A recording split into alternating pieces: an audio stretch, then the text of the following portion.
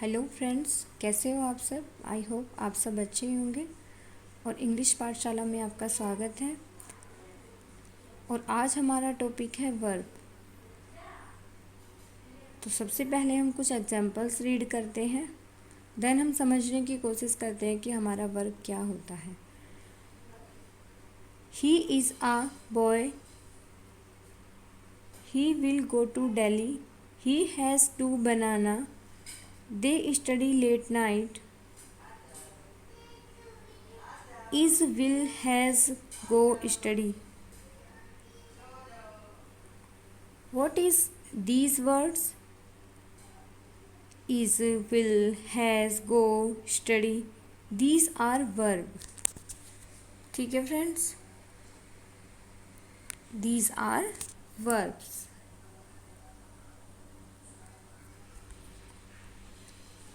आइए डेफिनेशन पढ़ते हैं वर्ब की।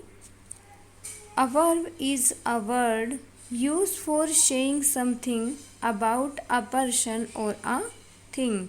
वह शब्द जो किसी व्यक्ति या वस्तु के बारे में कुछ कहता है, यानी कि उसकी ओर क्या कर रहा है, उसकी ओर बता रहा है कि उसके साथ इस तरीके से क्या है, रिलेट कर रहा है, कि उसके इस तरीके से बता रहा है कि उसका इस तरीके से इस पर इफ़ेक्ट पड़ रहा है एक तरीके से, तो उसको हम कहते हैं वर्ब। काइंड्स ऑफ वर्ब देखते हैं। There are 2 kinds of verb, transitive verb and intransitive verb. Transitive verb वह वर्ब जो अपना अर्थ प्रकट करने के लिए किसी ऑब्जेक्ट का सहारा लेता है या किसी ऑब्जेक्ट के बिना उसका जो मीनिंग होता है वो स्पष्ट नहीं होता, उसे हम कहते हैं transitive verb. For example, the boys go to school। तो यहाँ पर द बॉय हमारा सब्जेक्ट हुआ, गो हमारा क्या हुआ, वर्ब, एंड स्कूल हमारा क्या है, ऑब्जेक्ट। तो इसी ऑब्जेक्ट को लेता है हमारा ट्रांजिटिव वर्ब, यानी कि यह हमें क्या बताता है, डेस्टिनी बताता है कि आखिर में जो हम करने जा रहे हैं उसका हमारा डेस्टिनी क्या है, कि वो हम जो कार्य कर रहे हैं किस लिए कर रहे हैं, कहाँ कर रहे हैं। तो ये हमें किस में पता चलता है, ये हमें ट्रांजिटिव वर्ब में पता चलता है। Next is the driver stop the car. अगर मैं ये कहूँ कि द ड्राइवर स्टॉप्ड, तो यहाँ पर मेरा जो सेंटेंस होता है वो मुझे इनकम्प्लीट लगता है, बट जब मैं उसमें कार ऐड कर देता हूँ तो ये मुझे सेंटेंस अपना एक डेस्टिनी के तौर पर मुझे पता चलता है कि वहाँ पर ये चीज़ है। The father is going to office. तो ये हमारे जो वर्ब कहलाते हैं, ये हमारे वर्ब कहलाती है ट्रांजिटिव वर्ब। इनट्रांजिटिव वर्ब में हमारा आता है वह वर्ब जो अपना अर्थ स्पष्ट करने के लिए ऑब्जेक्ट नहीं लेता, उसे हम कहते हैं इनट्रांजिटिव वर्ब। ये जो वर्ब होते हैं इनमें किसी भी तरह का कोई ऑब्जेक्ट यूज़ नहीं किया जाता, इसमें एक सब्जेक्ट होता है और एक हमारी वर्ब होती है, या वो हेल्पिंग वर्ब होती है, या फिर हमारा जो मेन वर्ब होती है वो होती है। For example, the sun shines. तो हमें पता है कि जो सन है वो चमक रहा है। अगर मैं बोलूँ it is day, it is light, है ना, तो वो अपनी लाइट से चमक रहा है। They are going. अब यहाँ पर क्या है, दे आर गोइंग, यहाँ पर कोई डेस्टिनी नहीं है, कोई ऑब्जेक्ट नहीं है, इसलिए ये हमारा क्या कहलाएगा, intransitive verb. I am jumping, मैं कहाँ जंप कर रहा हूँ उसमें ये शो नहीं किया गया है, इसलिए ये हमारा क्या है, ये हमारा है इनट्रांजिटिव वर्ब। नेक्स्ट है हमारा वर्ब फॉर्म। हम जब टेंस पढ़ते हैं तो ये जो वर्ब फॉर्म होती है ये हमारे बहुत ज़्यादा काम आती है। तो 5 टाइप्स ऑफ यहाँ पर वर्ब फॉर्म होती है इंग्लिश में। तो फर्स्ट फॉर्म होती है, first form of verb, present form of verb in plural number. जो फर्स्ट फॉर्म होती है जो हम प्रेजेंट इंडेफिनिट में यूज़ करते हैं या फिर हम फ्यूचर इंडेफिनिट में यूज़ करते हैं, वो वर्ब हमारी क्या कहलाती है, वो हमारी फर्स्ट फॉर्म वर्ब कहलाती है। Second form is past participle में जो फॉर्म यूज होती है वो हमारी सेकंड फॉर्म कहलाती है। मोस्टली हम प्रेजेंट जो हमारा पास्ट इंडेफिनिट होता है उसमें हम V2 का यूज़ करते हैं, और इसी में जैसे for example ate, walked, won, laughed, killed, ये सब क्या होती है हमारी सेकंड फॉर्म होती है। Next is third form of हमारा जो होता है पास्ट पार्टिसिपल, यानी कि ये वर्ब की थर्ड फॉर्म होती है, और इसमें भी हम वर्ड के अकॉर्डिंग जो भी वर्ब में सुटेबल होता है उसी के अनुसार हम इसको थर्ड फॉर्म में चेंज करते हैं।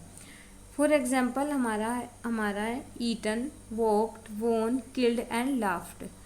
फोर्थ फॉर्म ऑफ वर्ब की क्या कहलाती है, जिस फॉर्म में आईएनजी ऐड होता है, किसी भी वर्ब के लास्ट में आईएनजी जुड़ा हुआ होता है, वो हमेशा वर्ब की फोर्थ फॉर्म होती है। And fifth form of verb, जब हम प्रेजेंट इंडेफिनिट में किसी नाउन को या प्रोनाउन को सिंगुलर फॉर्म में लिखते हैं या सिंगल सब्जेक्ट होता है, तभी हमारी ये वाली फॉर्म वर्ब की यूज की जाती है।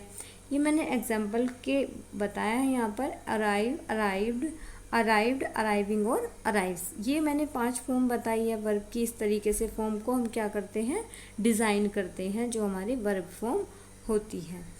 नेक्स्ट है हमारा क्लासेस ऑफ वर्ब।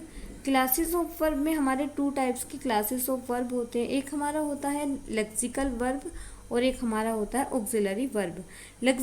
जो हमारी लेक्सिकल वर्ब होती है उनको हम मेन वर्ब भी कहते हैं, और जो हमने ऊपर पढ़ी है ये 5 फॉर्म ऑफ वर्ब, ये हमारी किस में आती है, ये हमारी लेक्सिकल फॉर्म में आती है, लेक्सिकल वर्ब में आती है। देन हमारा होता है ऑक्सिलरी वर्ब, और इसमें 3 टाइप की फॉर्म्स वर्ब आती है। प्राइमरी वर्ब होती है, हमारे मोडाल्स होते हैं, और मार्जिनल वर्ब्स होती हैं। तो आइए इनको भी डिटेल्स में पढ़ते हैं। लेक्सिकल वर्ब वे वर्ब जो सेंटेंस में मेन वर्ब के रूप में यूज होते हैं, या जिनका यूज हम V1, V2 जो हमने अभी पीछे देखा था उसके फॉर्म में हम इनको यूज करते हैं। इन्हीं वर्ब को हम कभी कभी इंडिपेंडेंट वर्ब या फिर हमें इन्हें ऑर्डिनरी वर्ब भी कहते हैं। For example he write a letter, तो यहाँ पर राइट क्या है, हमारा मेन वर्ब है। दे वियर न्यू क्लोथ, तो ये वियर यहाँ पर क्या है, ये हमारा मेन वर्ब है। ठीक है फ्रेंड्स। नेक्स्ट है हमारा ऑक्सिलरी वर्ब वे वर्ब जो अन्य वर्ब के साथ जुड़कर किसी सेंटेंस में क्या करते हैं, क्वेश्चनियर को या निगेशन के भाव जो होते हैं या उनके भाव को एक्सप्रेस करने का काम करते हैं। इन्हें हम कहते हैं हेल्पिंग वर्ब भी कहते हैं।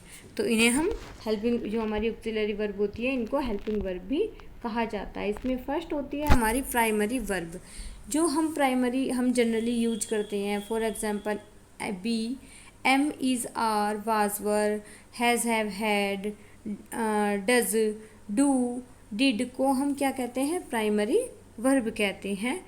For example I was writing a letter, तो I have gone to Mumbai. तो यहाँ पर ये जो हमने हेल्पिंग वर्ब के तौर पर वर्ब यूज की है, ये हमने वाज और हैव यूज़ किया है। तो ये वाली जो वर्ब कहलाती है हमारी, ये कहलाती है प्राइमरी ऑक्सिलरी वर्ब। सेकंड होते हैं हमारे मोडाल्स ऑक्सिलरी वर्ब में। इसमें हम पढ़ते हैं can, could, might, may, shall, will, would, should, must और टू को हम इन सभी को हम कहते हैं मोडाल्स। और ये भी हमारी बहुत हेल्प करते हैं, क्योंकि इसमें हमें एक सेंटेंस के स्ट्रक्चर का पता चलता है कि वो जो सेंटेंस है वो किस टेंस में और किस वे में इससे रिलेट कर रहा है। फॉर एग्जांपल हम कैन का ही यूज ले ले, तो कैन का यूज़ हम प्रेजेंट में करते हैं और कुड का यूज़ हम पास्ट में करते हैं। कभी कभी जो कुड का यूज़ होता है वो किसी से पोलाइटली या रिक्वेस्ट के वे में भी इनका यूज किया जाता है। For example we can speak English, तो यहाँ पर क्या कैन हमारा किसको दर्शाता है, क्षमता को दर्शाता है। You should request your Elder, she could pass the examination, it might be true. तो ये हमारे क्या होते हैं, ये एग्जाम्पल्स होते हैं किसके, मोडाल्स के। थर्ड है हमारा marginal auxiliary verb use to, dare and need को हम मार्जिनल ऑक्सिलरी वर्ब कहते हैं। तो इसमें हमारे 3 ही वर्ड्स होते हैं, एक use to, dare and need to. इनका यूज़ हम पास्ट या किसी प्रेजेंट की हैबिट को एक्सप्रेस करने के लिए हम इनको यूज़ करते हैं। For example, he use to walk in the morning, कि वो कहाँ जा, उसकी आदत है या उसकी हैबिट है ये कहाँ जाने की, रोज़ सुबह वॉक करने की। They need to their homework, उनको ज़रूरत है कि वो अपना कार्य करे। Okay, they dare to keep here, कि भाई उनको यहाँ आने का डेयर का मीन्स होता है साहस करना, कि उन्होंने यहाँ आने की हिम्मत किया या साहस किया। नीड का यूज़ हम जनरली किसी चीज़ की आवश्यकता पड़ने के अर्थ में मेन वर्ब के साथ ही यूज़ करते हैं, इसलिए हम इनको हेल्पिंग वर्ब भी कहते हैं। डेयर टू को यूज़ या हिम्मत के साहस के रूप में हम इनको यूज़ करते हैं।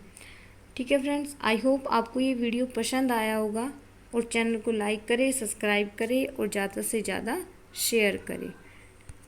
Thank you for watching.